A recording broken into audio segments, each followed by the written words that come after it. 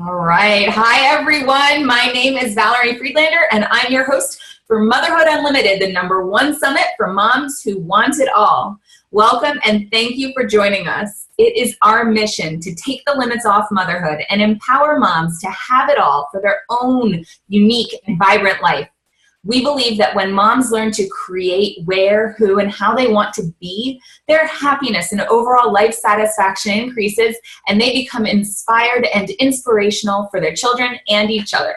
Today, we are talking about how to stop yelling at your kids and what happens when you do. Our expert is Kelly Brown. I invited her to share with you because of her work improving the lives of new moms.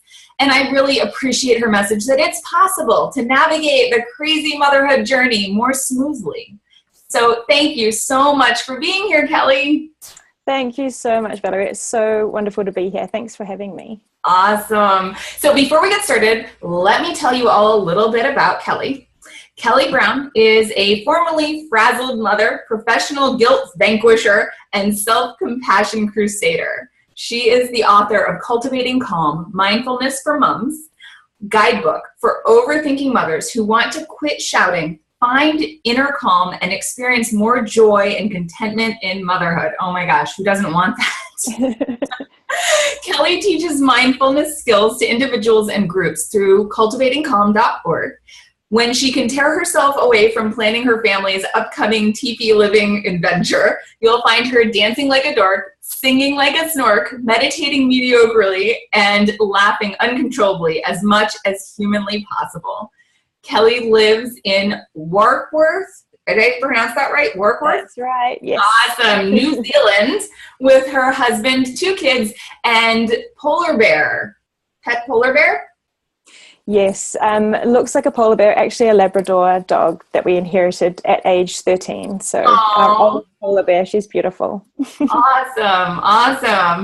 All right, so thank you so much for joining us. I would love to start off by asking you, how did you start your journey into taking the limits off of motherhood? Right, well, I guess starting at the beginning, I was blessed to have a wonderfully straightforward birth and, very easy baby with my son, Billy. He's now 5, nearly 6. But then I soon discovered, my first season of motherhood, I guess. I like to sort of feels like there were seasons now. So that first newborn stage was really my season of, so much joy, but then so much worry, all of this worry, about how to keep this beautiful newborn baby alive. How, who am I? I know nothing. Where's the guidebook? So much worry and overthinking and, over-consuming books and resources, trying to, figure out how I can make this as perfect as it can be and sort of try and have a sense of control. You're right. Yeah, right. I know. That I was so used to having in my my previous life and my corporate career, and I would just figure something out. There was always an answer. I just had to work hard enough and I would figure it out. So it was very much a season of worry for me. Yeah. And then it sort of morphed into, as Billy got a bit older, to kind of a season of boredom really and loneliness. We moved towns when Billy was 9 months old. And so, I didn't have that family support and friendship network. We didn't move far away, so I still could see some old friends every now and then, but it just wasn't the same. So there was more time alone and more time in my head thinking and planning and worrying and also missing my old life, very much missing my pre-kids life and all the things I got to do and my mountain biking and snowboarding and all those beautifully selfish things that we do because we can. And then from there, I had my daughter, Harper, and that stage, with a baby and a toddler was really my season of overwhelm. Just having these 2 very disparate needs, this baby that needed me to be there and feed her while my beautiful son with his amazing spirit was running down the road, and I'm thinking, gosh, he's going to get run over. And, just that overwhelm of being very much out of control. Yeah, didn't feel comfortable at all with motherhood at that point. There were so many amazing points, you know, and beautiful moments throughout my days, but that underlying sense of I'm not coping, and then that morphed into my season of just more, you know, as the kids got a little bit older, frustration and anger, and then all the guilt that comes with that, and really wrapped up in this feeling of I'm just not being the mum I want to be, and I don't feel like the person I really am. I'm generally a very chilled out, calm person, but I was just all of these big emotions that were really amplified throughout my early motherhood were just overtaking me. A lot of guilt around the shouting and the blowing up at my kids, and feeling like surely, you know, it can't just be me, but really not knowing that other people were feeling that way without, you know, even my close friends. When I got out to, you know, chat and socialize and have fun, I didn't want to be sort of bringing myself or others down talking about those sort of deeper things. So kind of pushed under the carpet, and then I'd get home and just feel a bit average again. I kept thinking, well, surely things will get better when XYZ. So when my daughter turns 2, or when my husband's work isn't so busy, you know, we wouldn't see him during the week really, and you know, when this will be better, when, and then I started to think, gosh, I've been saying that for quite a while now, and my daughter is 2 now, and everyone said it's going to be easier, and it is, but I still have this underlying sense of malcontent, and I think I need to ask for some help. So the first way that I started to take the limits off my motherhood was to ask for help. I had met a lady through kindergarten. She was one of my son's little buddy's mothers, and she was a psychologist, and I didn't know her very well, but I sent her an email and just said, look, I'm feeling a bit crap, and I don't know where to start. Like, seeing a psychologist sounds very scary. I don't know if I need a counselor, you know, just what can you recommend for me to do as my first step? She said, well, would you like me to come over and just chat with you? I said, oh my gosh, yes. Just like tears of joy. So she came and sat in my garden, and she let me sort of talk at her for a couple of hours. So I'm so grateful for her to this day.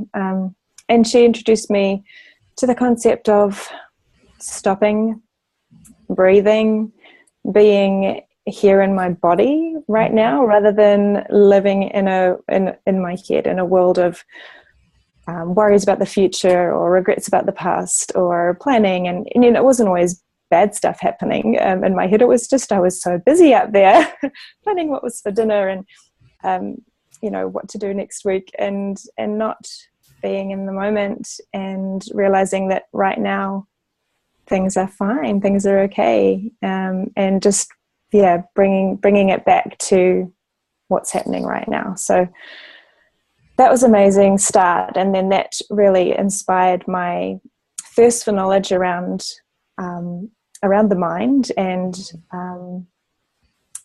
psychology in general.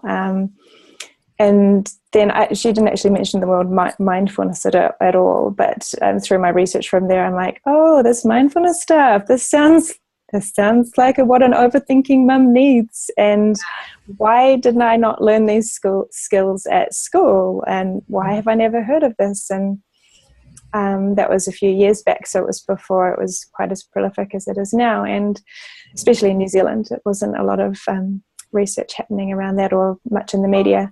So that was the beginning of my journey, and just day by day I started integrating, you know, my vision of mindfulness into my day, not necessarily sitting down and doing a formal meditation, but just taking those moments, actually scheduling those moments to start with, through literally putting a reminder in my phone to stop and breathe, because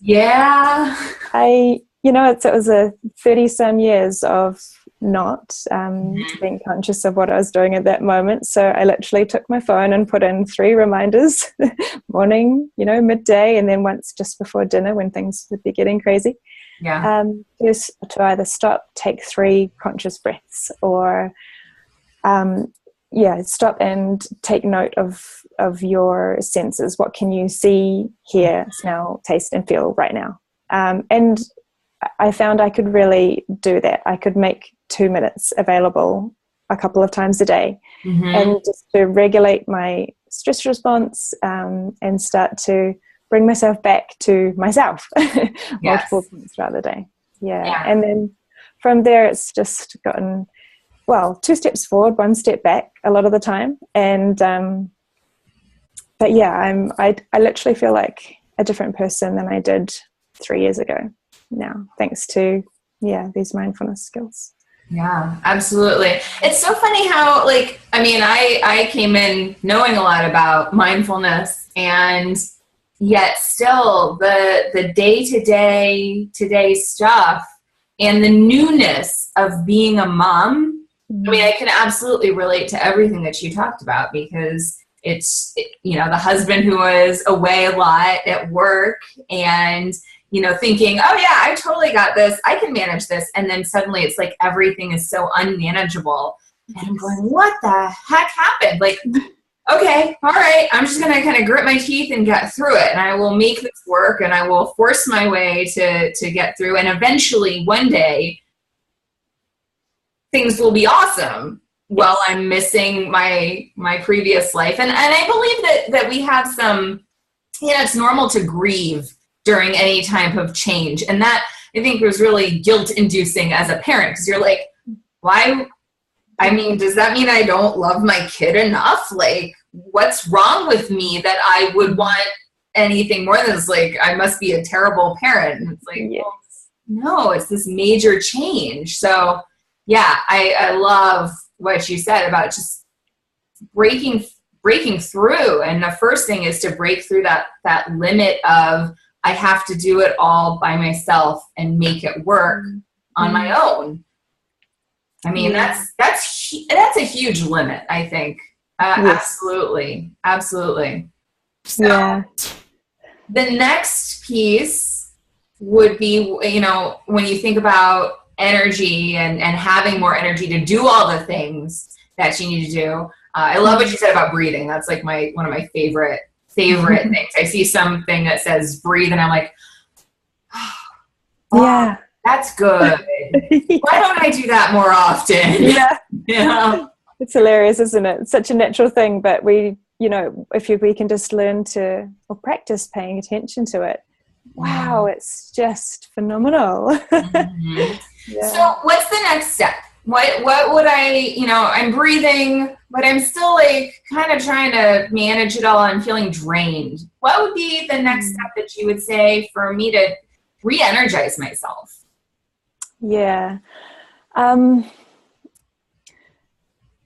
So maybe I'll look at that in 2 parts of physically, in terms of physically energizing myself. It's the normal ones for me, but, sleep, exercise, and, eating well.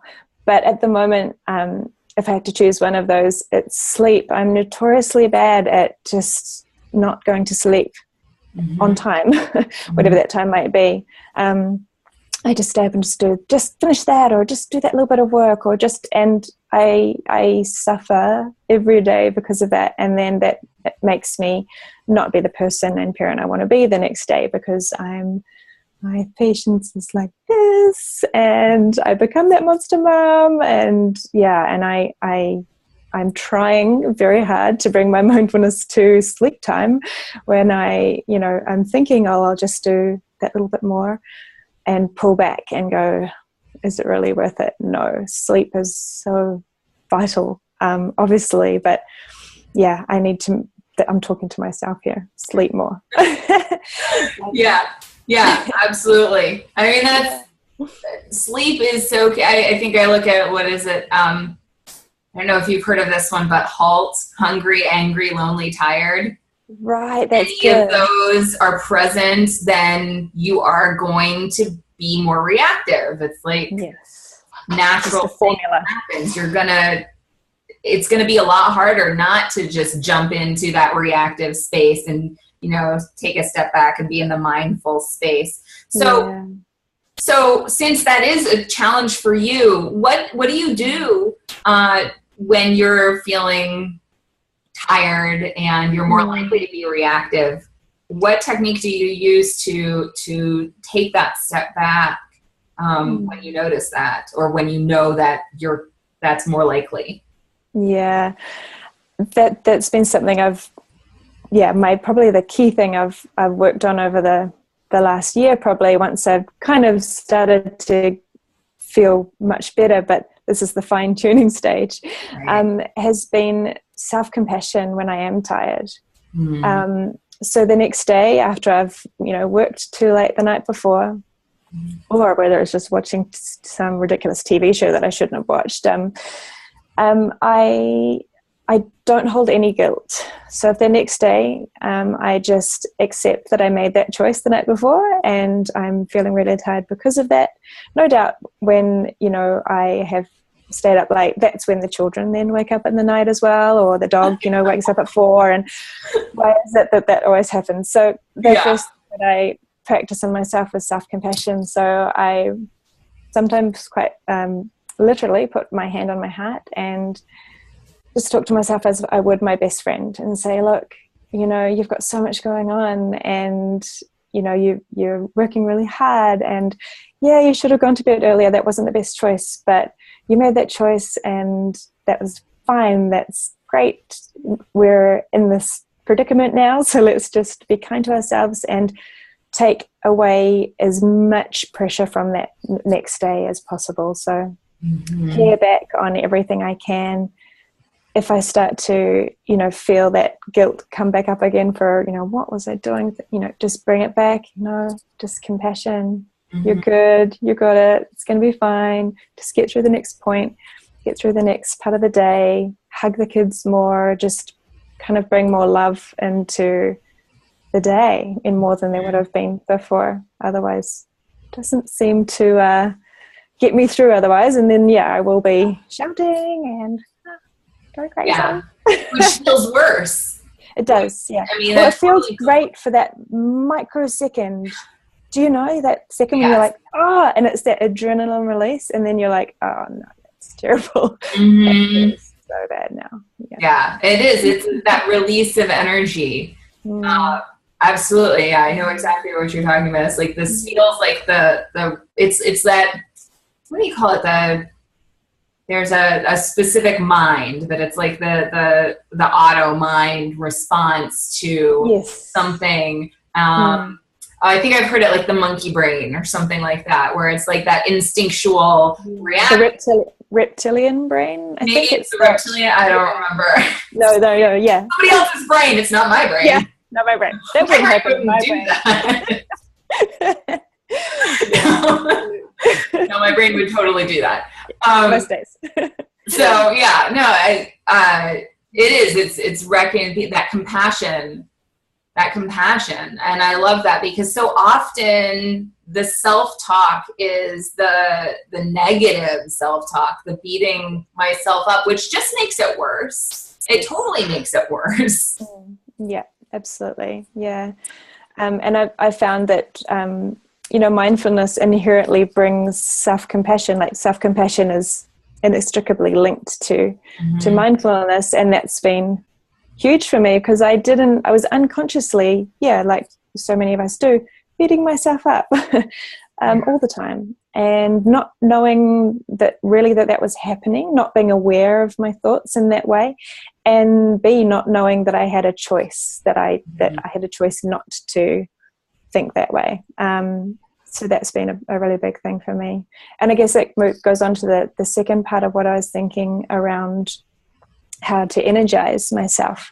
That was the sort of the physical way of sleeping, but mentally, what I've found to be wonderful for me is to do a values exercise. So I sat down as part of a course that I did, acceptance and commitment therapy course, and it was all around, what are your values? And I thought, I know my values, be a good person, and just be respectful. But I'd never really sat down, and I sat down and I did it with my husband as well. And I sort of thought, we've got the same values. And And it was very interesting because, pretty much we've got the same values, but some are a bit different, just nuance. Mm-hmm. And it was really great for our relationship to do that together, to see, I see that, one of my values, something that I want to bring about into my everyday is adventure. Mm-hmm. And his was fun. So I'm like, okay, that's interesting difference. He could do the same thing, go wakeboarding every day and be totally fulfilled because he was having a fun activity, but I'd need wakeboarding in a new place every day, or I'd need the adventure. Yeah. So that was quite a cool process. But also just in terms of values, so mine came out as respect and self-care and those sorts of things. And it was comparing, in my previous life before children, how I could embody those values throughout my day. Mm-hmm. Now as a mother, I have to embody those values in a different way, but they're the same values. They're the same things that make me feel like me, because that was a big thing for me. I was like, well, who am I now? And I don't feel like myself. But it's just having, understanding what your core values are, and then going, okay, well, now my core value of adventure is a little bit difficult when I'm at home with my children, my little children at that time. So I thought, okay, well, how can I apply this? Right, I'll buy a skateboard. And so I bought a skateboard. I can't skateboard at all, and learnt how to skateboard on my driveway, just on my little concrete driveway with a tiny little bit of a hill, not too scary. Mm-hmm. But that was my adrenaline fix, and that was me feeling like I was alive again because of my, value of adventure and mm-hmm. learning something new and feeling alive, and thinking I was going to fall off my skateboard and break my leg. But that really, and understanding my values and bringing them into my day really makes me feel so energized. Yeah, absolutely. Absolutely. I mean, that's actually one of the foundational pieces that I would do with my clients too, of like, what are your values and like, what does that mean to you? Because we say, to be a good person, like you said, but it's like, what does that actually mean? Yes. We don't go further than that. And there's so much more than that to explore. I'm curious, how did doing that exercise, especially doing it with your husband, affect your relationship? It was brilliant. It was we understood so much more about each other just in that 30 minutes. And I mean, we're lucky, but we also worked very hard at having a great relationship. And this was another thing. We sort of just thought, oh, well, we'll do it because, it's my course and I do it as part of that. But it was the most valuable exercise. And we really just felt like we understood each other, and we could adjust some of our activities we do in our spare time to mold more into, well, I know that now you need this. So, well, hey, if we do this activity, that's both of us ticking a lot of boxes, or, like it really, it was really, really good. I would highly recommend doing it. Yeah, absolutely. It makes such because when you have a value that's being honored, you feel good. And when you have a value that's being threatened, you feel bad. So if, how can you honor your values more, even if it just takes a little bit of a mindset shift? Yes. Or thinking outside the box. So like, I love, getting the skateboard or, just something small. It doesn't even have to take a lot, but just knowing that it's there, being able to honor that more. And then also like I did this thing. We didn't actually do a values exercise, but I recognized we were getting into an argument, and I was able to take a step back and go, oh, you have a value of, in his case, cleanliness. Yeah, I actually do have that husband. They exist. He's not clean. Like, I mean, clean, but like, cluttery. Like, he's the one. Anyway, but like you have this value and you feel like I'm not honoring that value because I haven't cleaned something off of the sideboard in yes. And so, but I was getting upset because I had moved it and then it just came back, and he was he was not acknowledging that I had done it. He didn't realize that I had moved it, but so he was not giving me acknowledgement, which is a value for me of like being acknowledged for the work that I do. So we were like doing this over our values. And so when I was able to acknowledge what was going on, it made all the difference in the world. Just like you said, I mean, it's like being able to bring that in to our relationship, to care for each other better. Yes. Totally makes a difference. And it's so small. Like when you think about it, it doesn't have to be big. Yeah. Oh, that's so beautiful. I love that. And it's like, I bet that moment, like I've had the same with my husband now, when you're thinking through, well, where's that coming from? And then you hit on that value or whatever it might be. And then you kind of just melt and you're like, oh, I get it. It's okay. Of course he was still like, yeah. And like, oh, I understand. I get it. And it makes sense that you'd be upset. And he's like, huh? What? We were arguing. What? Yeah. It's so brilliant to be able to just, we all get in our arguments, and I don't know if that will ever stop, but you can just nip them in the bud so much quicker, which is just brilliant. Yeah, absolutely. So I would love to hear how all of this shifting for you has affected your kids and your experience of being a mom or a mum. A mum, M-U-M. I have to just start saying mother in all my communications now that I'm talking to people around the world. My children. So I guess coming from how it's affected me, obviously how I am with myself is directly affecting how I am with my children. So now that I am accepting of myself and my flaws and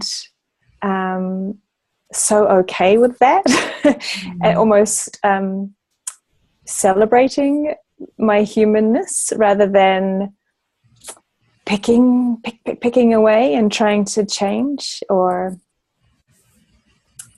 change into something, my image of what I should be. And just being so content in myself, which really did take 32 years probably to feel really comfortable with myself and not being fearful of other people's judgments. I mean, those thoughts still come into mind, like, oh, what will they think of me? But then I just let them go. That has enabled me to model that for them. That's what I most want my children to learn from me, or what I think I can hopefully try and teach them by modeling it, is self-love and self-acceptance, so that they will go on to be really content in themselves. And that's all I will hope. That's all I can hope for them. They'll be fine as long as they're content with who they are. Not just content, but joyous over who they are. But I guess from a parent-child relationship, I don't yell at them very much at all anymore. I still have my moments. But for a while there, I was this monster mummy, is what it felt like. And, I saw my son cower at me yelling at him, and that was heartbreaking. And I managed to, through these mindfulness skills, not do that again. I haven't ever got to that point of being so overwhelmed again that I explode like that. And that makes me feel so good that I'm so fortunate to have come across the people that I have and that have helped me on my journey, and to have the space within myself and in my life and in my relationship that I've been able to dedicate time to working on these things for myself and for my family. Not everyone is in a position where they can do that, so I'm so grateful for all of those things. But now I'm just trying to spread that out. And if I can help just one other mum, you know, get through that period quicker or not get to quite that point, then yeah, I'm just so happy to try and do that day by day. Awesome. So yeah, I mean, that really is it, you know, being able to be of service, and it does take somebody asking to be able to do anything. Like I definitely would not have taken in any of the support that was there for me until I was ready to say, you know what, I would like this. I'm willing and ready for it. But yeah, now being able to help someone get to that space is a really powerful experience. So since we're just about at our time, I would love for you to share, what is the number one thing that you're hoping that these moms who are watching will take away from this? Okay. I was wondering if I could just read something. It's a very brief little passage that I wrote at the end of my book that kind of just sums up probably what I just said, actually, but it's just written nice because I can read it. Yeah, totally. Okay. All right, it's quite short. Okay, know this, you're perfect, perfectly imperfect, the perfect mother for your children. You don't need all the answers or to feel in control. There is no right way, so there's no getting it wrong. Learn, grow, take up space. Remember, everything is as it is. Roll with it, flow with it, live it, all of it. Savor the good times, lean into the rough, invite it all in, inhabit every moment. Be where you are and become your own best friend. The rest will fall into place. That's pretty much sums it up. I love it. I love it. That is beautiful. I want you to send that to me. I love it. Actually, I'll just have to get your book. I love it. So speaking of things that people can get, I know that you have a free gift to share with the moms listening or not the audience. There might be dads out there too, because you know motherhood can expand. We're unlimited here. But so tell us a little bit about the free gift that you have. Okay, so I created a course. It's a 7-day, I guess, an introduction to mindfulness course called From Chaos to Calm. And it's, as I said, 7 days. It's an email-based little video series, and the longest video is just 8 minutes. So if you can manage to find or create 8 minutes a day, I share just a short little mindfulness exercise in each video, just to show you how you can integrate these mindfulness skills into your daily life without sort of making extra time for them. They kind of can flow into your life and try and make them a daily habit. So I think you'll be able to pass on those details of how to sign up for that course. Fabulous. Yes, absolutely. So yes, as a reminder to everyone, the email that you were sent with this video also has a link for you to receive this free gift. So thank you so much. Kelly, this has been fabulous. Thank you. No, thank you so much for having me. Totally. So that concludes our interview for Motherhood Unlimited. And I thank all of you for joining us. Be sure to tune in tomorrow for another exciting, inspirational, and helpful interview from Motherhood Unlimited. And I look forward to having you all with us. Thank you so much, everyone. Thank you. Bye. Bye.